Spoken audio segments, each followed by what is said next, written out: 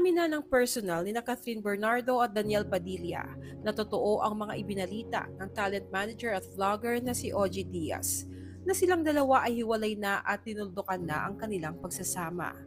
Ang malungkot na kumpirmasyon ng Kathniel ay magkasunod nilang ibinahagi ngayong araw ng Webes, November 30, sa pamamagitan ng magkahiwalay na series of Instagram posts kung saan inilahad nila ang bawat damdamin sa loob ng 11 years nilang pagsasama sa loob at labas ng trabaho nila sa showbiz at mensahe sa isa't isa ngayong wala na sila.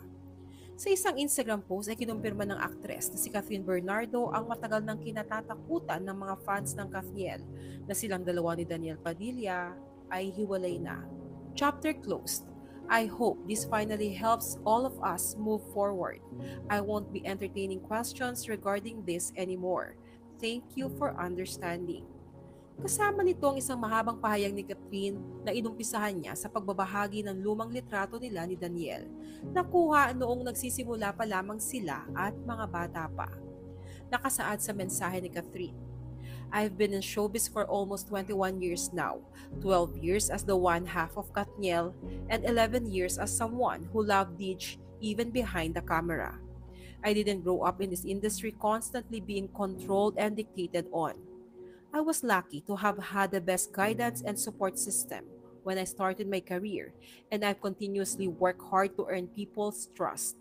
But since I became an adult, I took it upon myself to take charge of my own life. The projects I work on, the way I dress, the people I surround myself with. I've always tried to be my own person. I was encouraged to think for myself and decide for myself, even when it comes to love, especially when it comes to love. I promise to never lose myself in this industry, so I've always been as authentic to you as I can be. I know what many of you are thinking right now. I'm well aware of the rumors and speculations going around. And as hard as it is to put everything into words, I want you to hear it straight from me. It's true that Ditch and I have decided to part ways. What Ditch and I had was real. It was never for show. We were together not because of the cameras, not because of the fans, not because of the money that comes with a successful love team. We were genuinely in love. We grew up together, dreamed together, and so many of those dreams became a reality, still together. That's almost half of my life that I would never regret and would never trade for anything in the world. These are 11 years that brought me joy, adventure, and the feeling of being home. Years that taught me the real meaning of unconditional love and friendship. He knew me more than anyone else. He was my first boyfriend. He was my comfort zone. He was my person. I will always have love for him. Like any other relationship, we tried our best to make it work. We've been drifting apart for a while now, and we ultimately had to accept that we can't go back to where we used to be. It just won't be fair to pretend that everything is still the same. These past few months have been tough, but thank you for giving us the time we need to process the pain and finally face the elephant in the room. Our love story began with respect and ended with respect. We know you are hurting, and trust me, this also hurts us both more than you can imagine. The last thing we want is for this family to break apart, with everyone taking sides. Please don't. Deej and I will continue to support each other as we try to heal and move forward from this. We will continue to love you and make you proud, but we hope you understand that this is something we really need. We hope you can join us in this healing process and not let those precious memories go to waste. Kaya natin to. Didge, you gave me 11 beautiful years and the kind of love that I will forever cherish. I will always be grateful for you. Makalipas ang ilang saglit ay si Daniel naman ang naglabas ng kanyang kumpirmasyon sa breakup nila ni Catherine. Si Daniel ay maiksi ngunit madamdamin ang mensahe para sa girlfriend niya for 11 years at sa mga mahal nilang supporters na pamilya kung ituring nila. Ani Daniel, mahirap pero kailangang tanggapin at yakapin ang kinabukasan.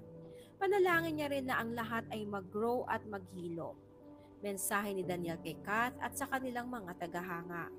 K.D. Pag-ibig. Sa mundo, buhay at sa limitadong oras na tayo ay nandito, isang malaking biyaya ang pagmamahal, ang mahalin ka at mahalin mo.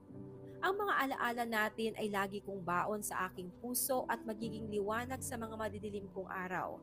Thank you for dancing with me during my highs and thank you for singing with me during my lows. Our lives may drift away but our love will still ride the tide. Katniels, maraming salamat sa pagmamahal ninyo. Maraming salamat sa napakagandang pinagsamahan natin. Hindi namin ipagpapalit at hindi ba kukumpara kahit anong pang gawin nila. Hindi nila pwedeng sirain yon. This is beyond show business. Pamilya kayo at mga kaibigan. Magiging mahirap pero kailangan natin yakapin ang kinabukasan.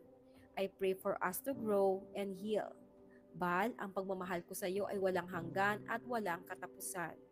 Gaya ni Catherine, nag-post din si Daniel ng lumang litrato nilang dalawa kung saan mga bata pa sila at masayang nagkukulitan sa snow.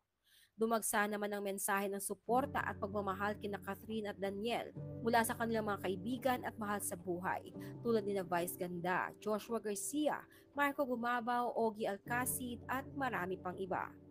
Sa huli ay ipinost ni Daniel ang litrato ni Catherine na tila masayang nakatanaw sa kanya sa may bintana kasama ang mga alaga nitong aso na tila ba ay nakangiti itong nagpapaalam sa kanya.